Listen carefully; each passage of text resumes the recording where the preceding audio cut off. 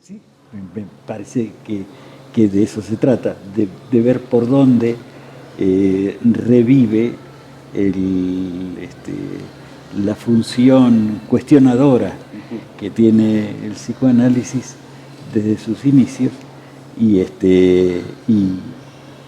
hacer de esto escuelas que necesariamente tendrán que circular por equivocaciones y ensayos nuevos para cambiar las cosas que no andan y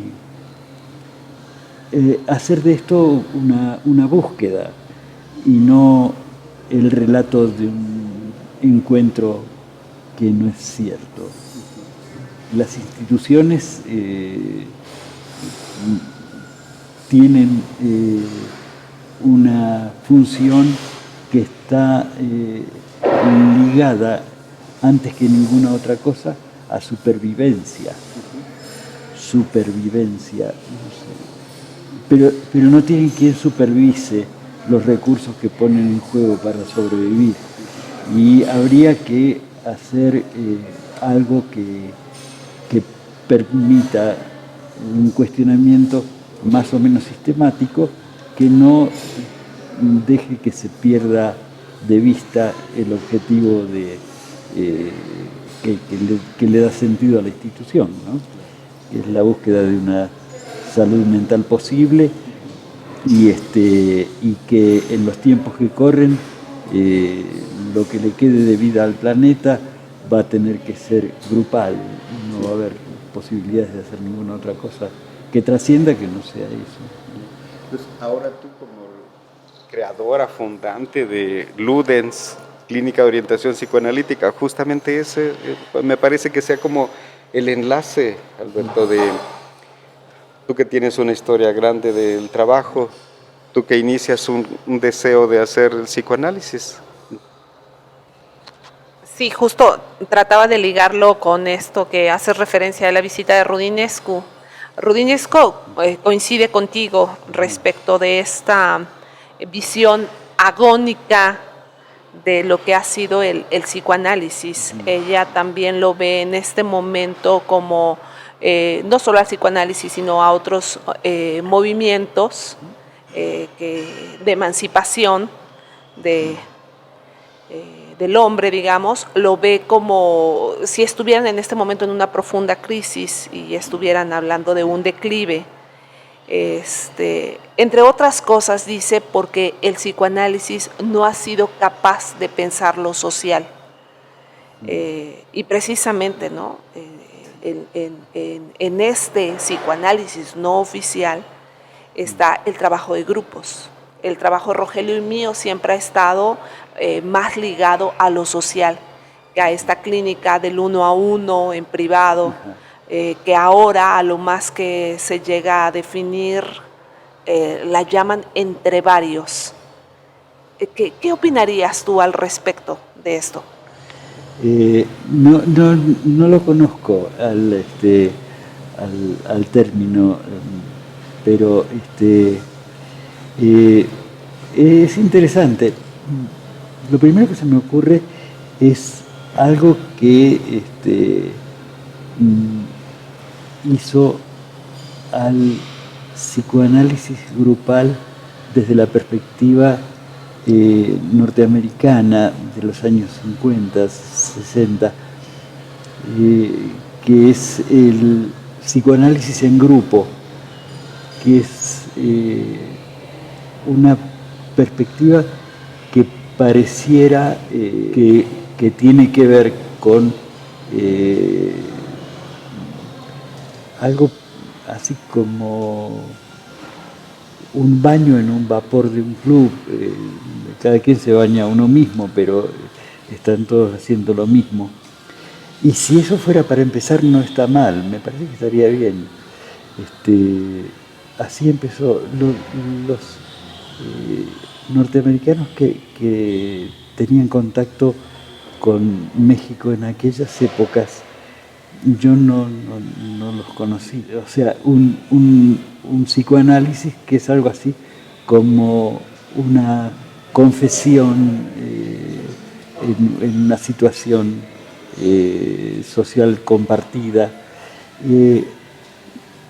Pero esto nos lleva, por ejemplo, a los grupos de autoayuda como Alcohólicos Anónimos, Comedores Compulsivos y muchos de estas que de alguna manera son un abordaje grupal, aunque no se explota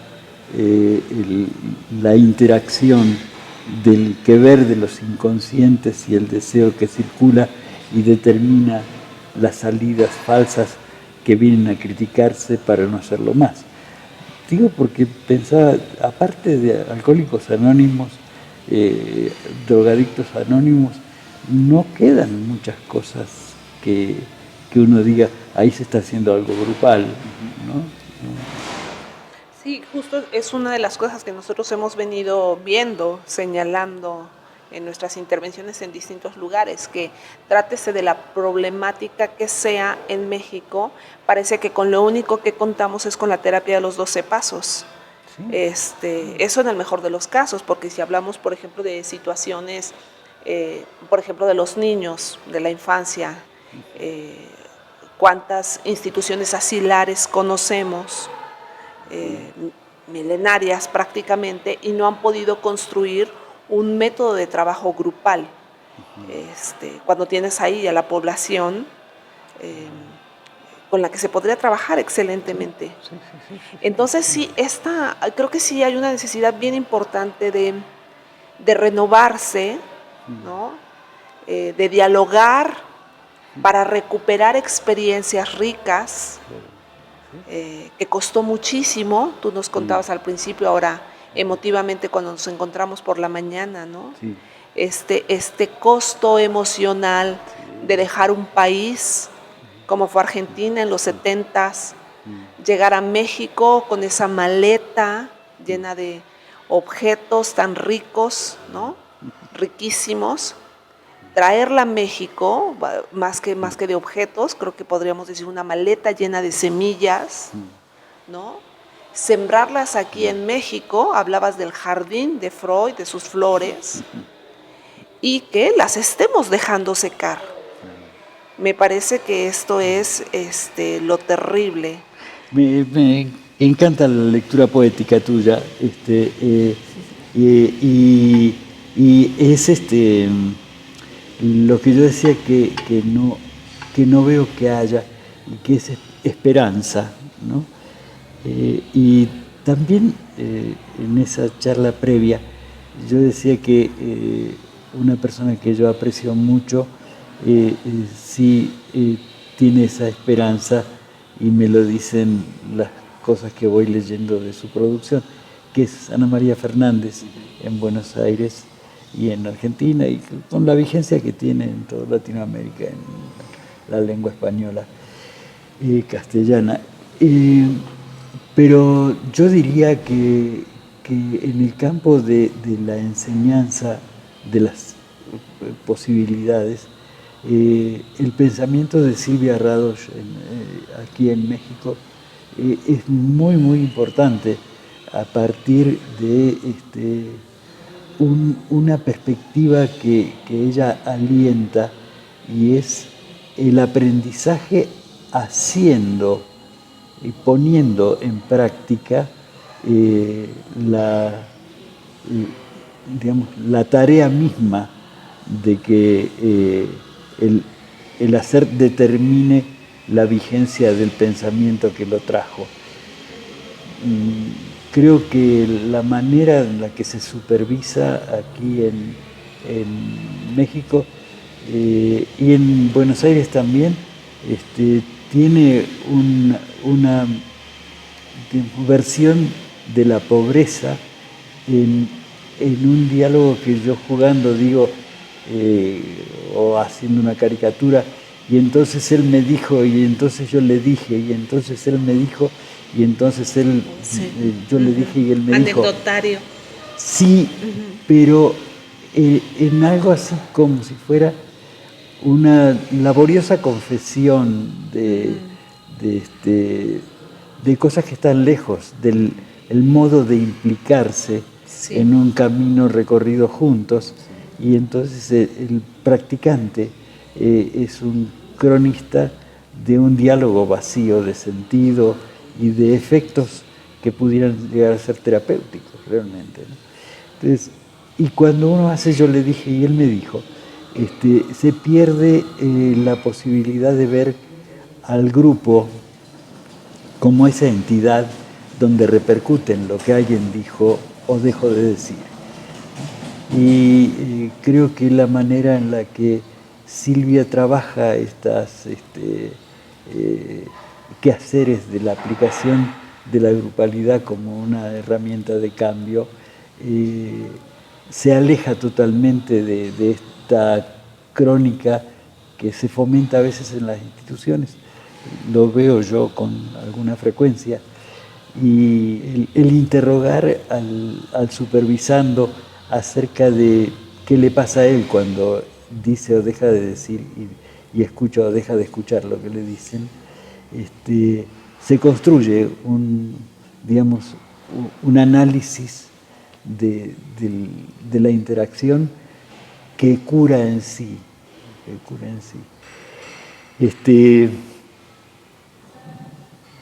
Creo que habría que fundamentar la esperanza si uno quiere sostenerla, ¿no? Y a estudiar, a escribir, a hacer una cosa que hay un amplio espectro de posibilidades.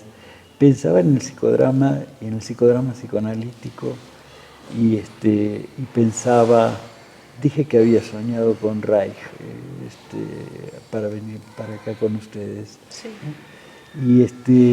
Y cuántos productos del psicoanálisis están tirados en los rincones por la osadía de haber tenido alguna diferencia que no es un capricho, sino una observación inteligente de fenómenos que al psicoanálisis oficial no le interesa y no le conviene considerar.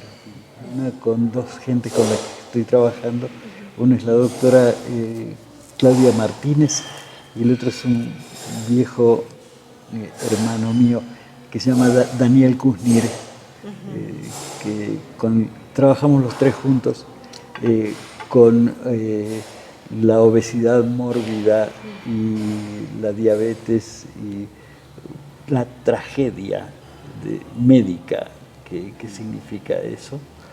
Y estamos trabajando con un grupo que no es de los 12 pasos, pero estamos trabajando en grupo con la obesidad en medicina bariátrica.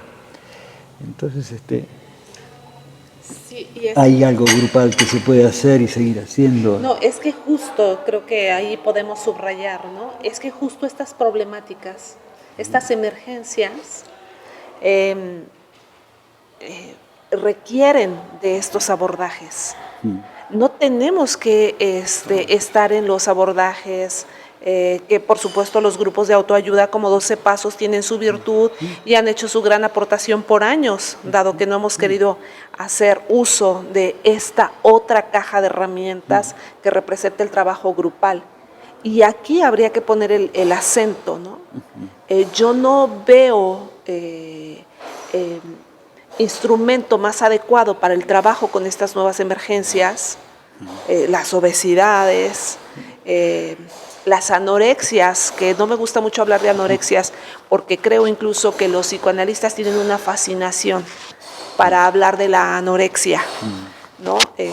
Todos son expertos en anorexia, pero si fuéramos realmente expertos en anorexia, sabríamos de la importancia del abordaje grupal que requieren estas problemáticas, porque estos pacientes no son los pacientes clásicos de la atención tradicional del diván, pues. Entonces, aquí están en todos lados, en las escuelas, en los hospitales, en las salas de espera, donde se puede hacer todo este tipo de trabajo. Creo que sea muy importante destacarlo. Sí. Creo que la lente de los grupos sirve para mirar cualquiera de las emergencias en la salud global de los sujetos y de las poblaciones, ¿no?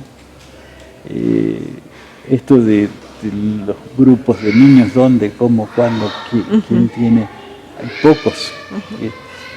Y me recuerda un abordaje que en manos de Dupont y Hinich y Silvia Beninati y yo hicimos en AMPAC con un grupo analítico de padres y grupo analítico de chicos que se llamó GIN, Grupo Infantil Natural de ellos, y el nuestro se llamaba GAP, Grupo Analítico de Padres, y la coincidencia de trabajo con los padres y con los chicos en una instancia grupal daba sorprendentes efectos terapéuticos, sorprendentes, que nos llamaban la atención a nosotros. Las cajas de resonancia del deseo inconsciente de la pareja parental y el hijo que padece un destino anunciado en los controvertidos deseos de los padres. No sé si se hace en algún lado todavía, pero debieran hacerse cosas. Claro, ahí está el otro tema, ¿no? De estas emergencias, precisamente el autismo, las violencias escolares, son excelentes campos para poder trabajarlo grupal. Sí. Hay muchas cosas que hacen que esto se pueda considerar o no. Hay poco tiempo para mirarse el ombligo y decir, creo que hay que hacer algo con esto. La realidad socioeconómica, política, global, determina que una reflexión sobre hacia dónde voy es una pérdida de tiempo, ¿no? Nos va a ganar el robot va a conseguir chamba que se paga barato, ¿y yo qué hago? Nos va a ganar el robot, nos va a echar el robot. Y habrá una dimensión de interpretaciones que la cibernética las haga mejor, más precisas, con más timing, y hasta un guante de seda para acariciar la cabeza del sufriente, ¿no? Entonces, nosotros estamos quedándonos sin chamba porque también va a haber soluciones mecanizadas y robotizadas, ¿no? Ahorita que mencionabas sobre los rincones y eso, tengo una afición que no tengo mucho tiempo para hacerla más seguido. Me gusta ir a las librerías de libros viejos. No me digas, ¿a ti también? Ah, sí, es donde se encuentran los tesoros, afortunadamente. En esto de nos estamos quedando sin chamba, los terapeutas que pensamos que puede ser de otra manera la terapia, y me he encontrado con algunas reliquias. Una de ellas es un libro sobre las memorias de Mary Langer. A mí me encantan esos libros ahora autobiográficos. Bueno, ahorita que decías se desechan algunos saberes porque alguien se atrevió a decir algo que políticamente no es correcto y puede atentar contra algo. Entonces me gusta mucho eso. Me da mucho gusto que estés acá, porque es así como encontrar una reliquia en una librería donde hay tesoros que uno tiene que rescatar. Así lo considero. Ay, gracias, pero yo soy un chavo sub-100. Perfecto.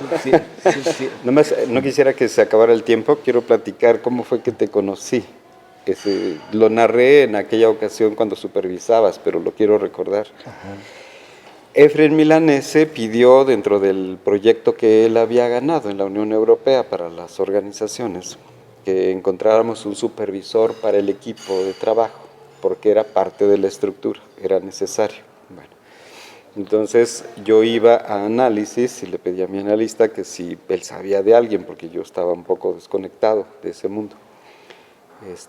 Y ya, él dice, no conozco, pero déjame ver con algunos de mis conocidos. Él fue quien me da el teléfono y tu nombre. Entonces yo lo llevo a la institución y como parte del proceso de los conflictos que ahí están dados entre todos los que participamos, lo entrego al director y el director me dice, sí, hermano, dámelo, yo me comunico con él. Bueno, esa noche me tocaba guardia en la institución, a quedarme en la residencia terapéutica con los jóvenes farmacodependientes.